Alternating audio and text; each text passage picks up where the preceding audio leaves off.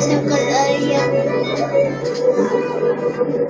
At ilang minuto pa lang sa kanilang paglalakbay, ito ang bumati sa kanila.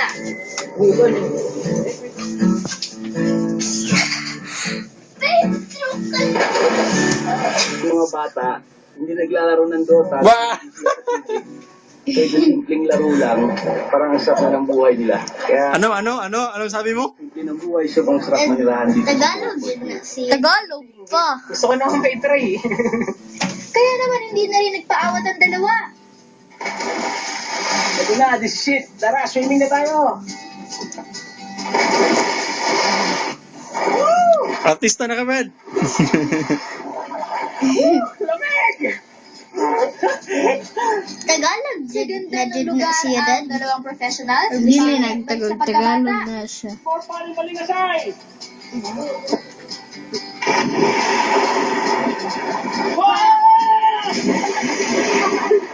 Iba naman Kinadad, yung experience ng kinadad. paglalangoy nito.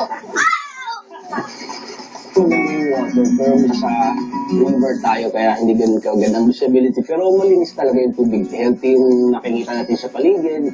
Maraming Palatandaan daw ang kulay nito sa buhay na buhay nitong marine diversity.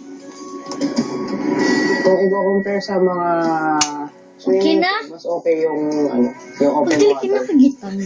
Bukod sa healthy na sa balat, ano pa, marami pang mga isda, okay yung view. Tsaka nakaka-refresh. Dito nasubukan din nilang gumamit ng barges o bangka na gawa sa mga lumang aeroplano mula World War II. Again. Yung barges na tinatawag natin. Galing po yata sa pagpak ng aeroplano yun, ma'am. Ngayon, nung World War II, marami yata bumagsak dito sa dagat. Kinuha nila para gawin lang bangka. Si Kuya Ian mukhang komportable sa paggamit nito, pero si Kuya Zar mukhang nahihirapan. Katuwaan lang oh. 1, 2, 3, sagwan. Rosa nilikot no.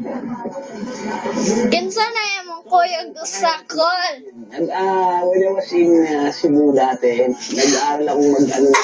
Tapos kung ginamit ko siya, ang hirap i-manobra. Kasi sa ilalim mo, wala siyang base na kaganon, parang nakaganon na curve yung ilalim niya. Kaya ang hirap i-manobra sa Ilang minuto naman mula sa ilog, isang underwater adventure ang naghihintay. Puro ng coral line ng rock formation ang lugar na ito.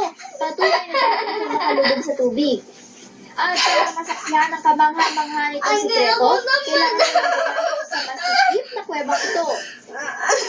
Ito ang groundwater reservoir sa loob ng Enchanted Cave. Sa sobrang linaw, kitang-kita ang mabatong ilalim ng bati.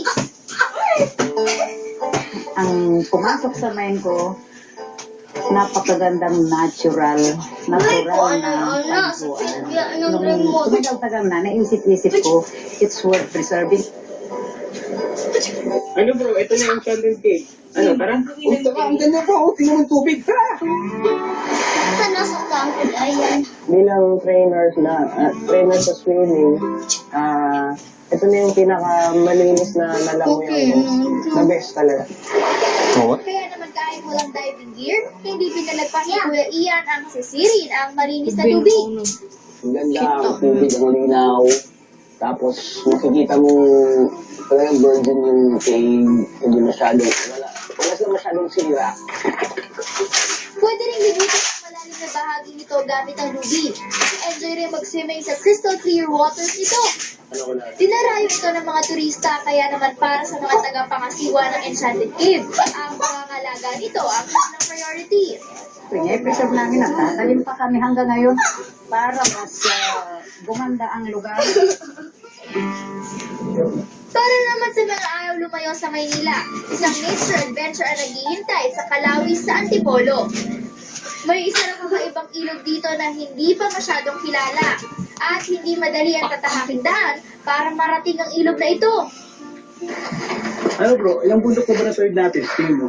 Mga 3. Malapit na tayo. Ano, diretso tayo? Tara na. Tara. Walang entrance fee ang ang pagpunta sa ilog at kung ayaw nyo maglakad, pwede magrenta ng kabayo for 300 pesos. Kahilingan sana namin din, mabigyan din ng pansin ng ating gobyerno na una-una yung transportasyon kasi sa bayo yan kahit sabing napakaganda. So, hindi nila discover yan at saka hindi mabigyan ng pansin talaga kung hindi suportahan ng gobyerno na mapapayos yung aming daan. Isang maliit na ilog rin ang katawirin bago marating ang destinasyon. Kapag nauho kayo, merong spring water na safe raw inumin. Pagkatapos na mahigit na siyang oras na paglalakad, kapag narating nila ang mabatong lugar dito, malapit na kayo sa nilang Paglubog River.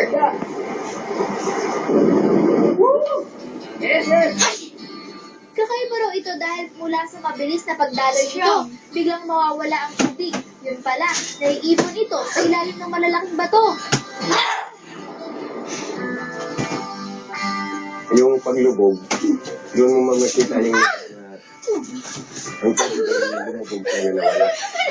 Pagdating within 200 meter, lumitaw na yung tubig. So kaya tinawag yun na paglubog, paglitaw. Malinis din ang tubig, kaya naman ang dami. Ang tubig papunta sa gitna ng mga bato.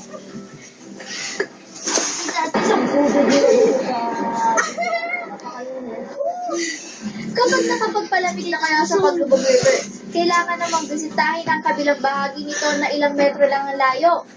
Dito kasi sa bahaging ito, lalabas ulit ang tubig na lumulubog sa malalaking bato. Ang talagang mayroon na natural wonders ang ating bansa. Sa dami ng body of hindi na kailangan magsiksikan pa sa mga dagat at swimming pool.